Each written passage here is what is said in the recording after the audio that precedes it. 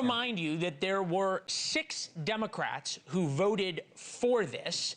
One of them, Democratic Congressman Henry Cuellar of Texas, a frequent guest on the show, and is with us now. It's good to see you. Good seeing you again. There's so much here about this vote and about what you did, but I want to ask you what was asked of Democratic senators who said that the shutdown was worth it this morning. Do you believe the shutdown was worth it? Look, I've seen shutdowns in the past, and I've seen this one. The last time we had a shutdown was in 2019. It was over the border wall, and the Republicans thought it was worth it. This time it was over health care. And when we talk about fighting for health care, certainly it's something that we brought attention to. But the problem is when Democrats or Republicans think they're winning, at the end of a long shutdown, it's the American public that loses, and that's why I voted yes. Now, there's going to be a lot in your party who will call you a traitor for doing this.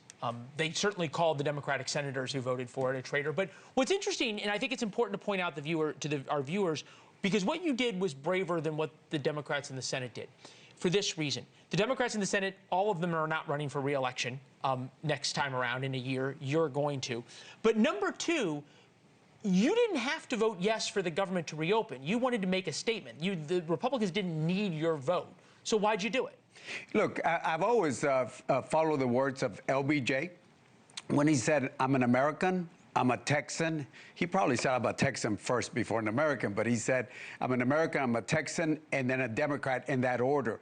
And that's one of the things that both Democrats and Republicans should do, is if they put party before their country, they're doing a disservice. And this is one thing why I've been very independent in the past, and I'm here not to represent the party. I'm a Democrat, a conservative Democrat, but I'm here to represent my country and my district. You think about the senators who were really driving this from the Northeast, from very liberal, very Democratic states. Do you think they understood how badly people, working class folks, where you are in Texas, where I come from, in Missouri, how real Americans were being hurt by this?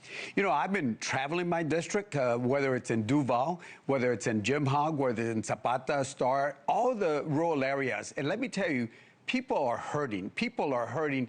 And when you don't get a pulse of the community where they're not getting their SNAP, and I had hundreds of thousands of people in my congressional district that depend on SNAP, that depend on SNAP that. Is what? Food assistance. And I talked to food banks, and you know, the private sector stepped up, whether it was HEB or other stores, they stepped up to help. But this food assistance is very important, and this is why we got to make sure that we have the pulse of the community, not the pulse of a caucus, but of a Democratic or Republican caucus, but the pulse of the community. All right. To those who call you a traitor, you would say briefly what? Because you will hear this tomorrow.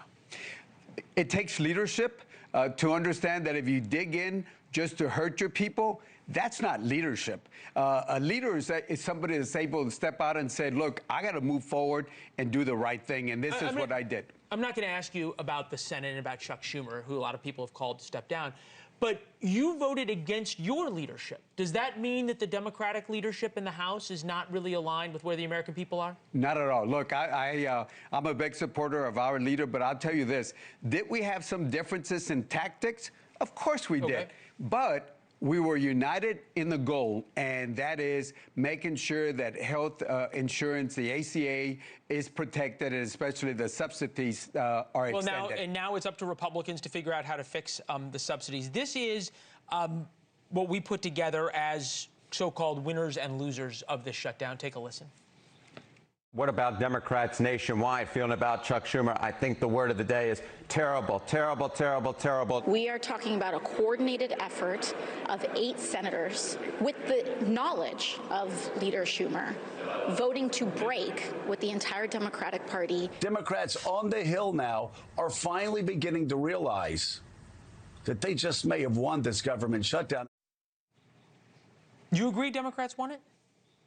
Look, I'm not going to go into Democrats and Republicans won it. I want to say the American public won when we open up the government, when they get their paycheck, when they're able to get their food assistance, when we're able to keep the trains running. That's what people want. Look, I've been in appropriations for 11 years. people, one of the most basic things we ought to do as members of Congress, as appropriators, is keep the government open. Fair enough. Congressman, thank you very much. Thank you so much. Appreciate it. There's not many in Washington who, A, do what you do, and then are willing to come on TV and talk about it. Thank you so much. Thank you. Anytime. Thank you for watching. Subscribe below and download our NewsNation app right now on your phone, and you will get fact-based, unbiased news for all Americans.